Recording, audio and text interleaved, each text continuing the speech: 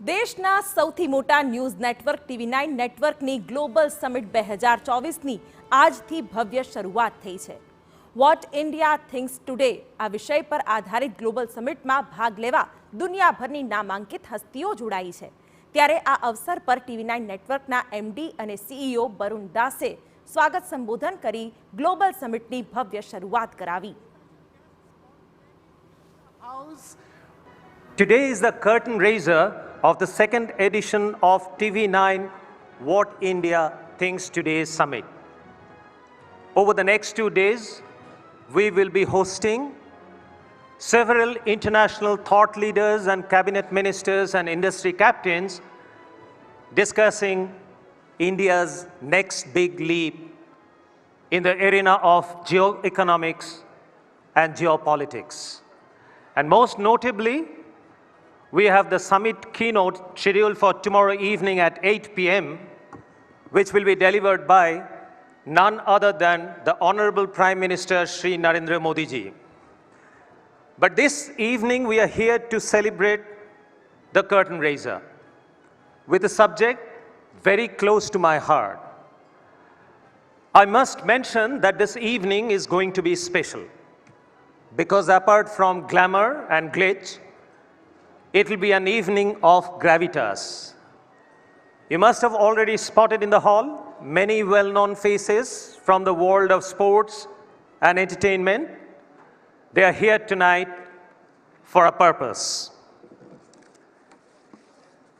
They are here tonight to discuss a bold vision for India, not as an economic or military power, but as a soft power. Our deliberations this evening will focus on the idea of soft power for hard gains. So what's soft power? A phrase used extensively these days. The American political scientist Joseph Nye defines soft power as a country's ability to influence others through attraction and persuasion rather than coercion and force. As he says, seduction is always more effective than coercion. Like the American dream is sold across the world to a large extent via Hollywood.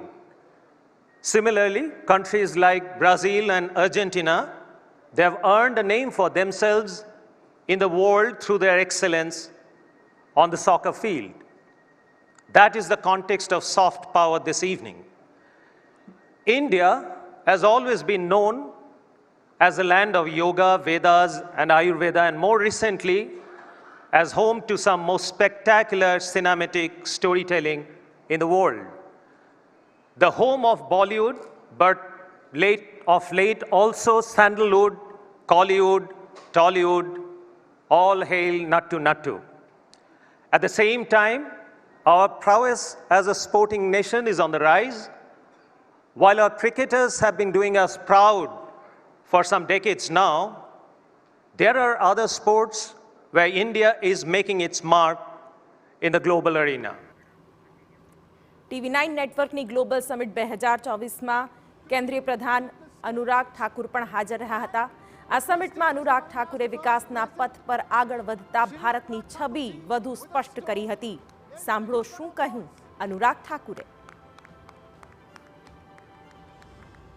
हमारी भारत की जो इस समय दुनिया में जो स्थान है, जो जगह है और जहां हम पहुंच रहे हैं, जहां हम पहुंचने का लक्ष्य रखते हैं, सॉफ्ट पावर से हार्ड गेन्स संभव है? मुझे लगता है गेन के बारे में क्यों सोचते हो? मैंने एक शब्द अपने पिछले उत्तर में कहा, खेलोगे तो खेलोगे। आपको तो अपना कर्तव्य निभाना है, कर्म करने, बाकी फल की चिंता नहीं करनी है। और आज का भारत अपने कर्म कर रहा है, फल अपने आप मिल रहे हैं।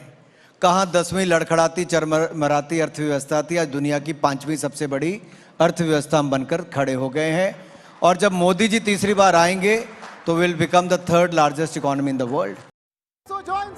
બીજી તરફ TV9ની ટીમે અનુરાગ ઠાકુરને ક્રિકેટને લગતા પણ સવાલ પૂછ્યા। તમને જણાવી દે કે અનુરાગ ઠાકુર પહેલા ક્રિકેટર પણ હતા। ત્યારે સવાલ કરવામાં આવ્યો કે તેઓ ક્રિકેટ છોડી રાજનીતિમાં કેવી રીતે પ્રવેશ્યા। ત્યારે સાંભળો શું કહ્યું અનુરાગ ઠાકુરે। देखिए, छोड़ना कोई नहीं चाहता। मैं पंजाब की और नॉर्थ जोन की टीम का कैप्टन था, ऑल इंडिया चैंपियन रहे, under 16, under 19, north zone under 19, all India champion, under 19 camp से लेकर रणजी ट्रॉफी तक सब खेले। लेकिन बहुत छोटी उम्र में छोड़ना पड़ गया, परिवार की परिस्थितियां ऐसी थी। लेकिन जब मैं 25 साल की उम्र में हिमाचल क्रिकेट संघ का अध्यक्ष बना, तब सबसे बड़ी चुनौती थी कि स्टेट में एक भी ग्राउंड नहीं है, कोई बड़ा मैच नहीं होता, कोई मैच जीता नहीं।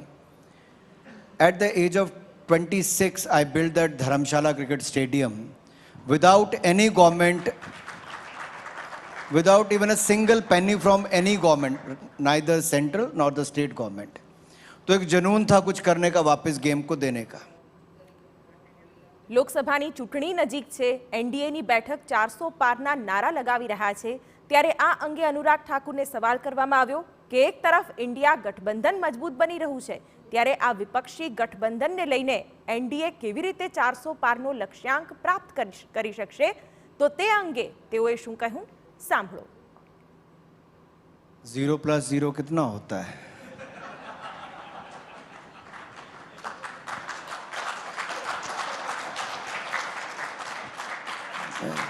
ये कोई पहली बार इकट्ठे हुए हैं? ये कोई पहली बार इकट्ठे नहीं हुए। मैं आपके याद करवाऊं, 2017 में उत्तर प्रदेश का विधानसभा चुनाव था, 2022 में यूपी का विधानसभा चुनाव था, 2019 का लोकसभा चुनाव था। ऐसे कई चुनावों में ये महागठबंधन जो काफ़ी ठग, यानी कि जिनके बाकी तरह के आरोप भ्रष्टाचार के लगे हैं, कोई बेल पर है, कोई जेल में है, वो सब लोग इकट्ठे हुए हैं। अनुराग ठाकुरे कांग्रेस અને આપ પર આકરા પ્રહાર કરતા કહ્યું કે કોંગ્રેસના સોનિયા ગાંધી અને રાહુલ ગાંધી ભ્રષ્ટાચારના કેસમાં જામીન પર બહાર છે અને આપના નેતાઓ જેલમાં છે। વડાપ્રધાન મોદીની સરકારમાં 10 વર્ષમાં 10 પૈસાનો પણ ભ્રષ્ટાચાર નથી થયો।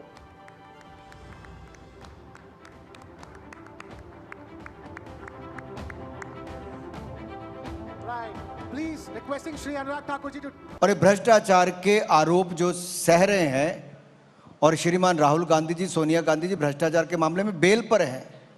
अरविंद केजरीवाल जी जो सबको ईमानदारी के सर्टिफिकेट बांटते थे, वो 7 बार ईडी के समन आने के बाद भी आज जाते नहीं। लेकिन जब राजनीति में नहीं थे तब ज्ञान बांटते थे कि कांग्रेस वालों को भ्रष्टाचार के चलते बाहर करो। जितने ईमानदारी के सर्टिफिकेट इन्होंने अपने हेल्थ मिनिस्टर को दिए, वो 1.5 साल जेल में रहे। इन्होंने अपने शराब घोटाले वाले मंत्री को दिए, वो जेल में है। उप मुख्यमंत्री वो हैं, अपने सांसद को ईमानदारी का सर्टिफिकेट दिया, सब लोग जेल में हैं, किसी को बेल भी नहीं मिली। तो आप लोगों के पास मोदी के खिलाफ क्या लेके जा रहे हो? क्या आपके पास ईमानदारी है?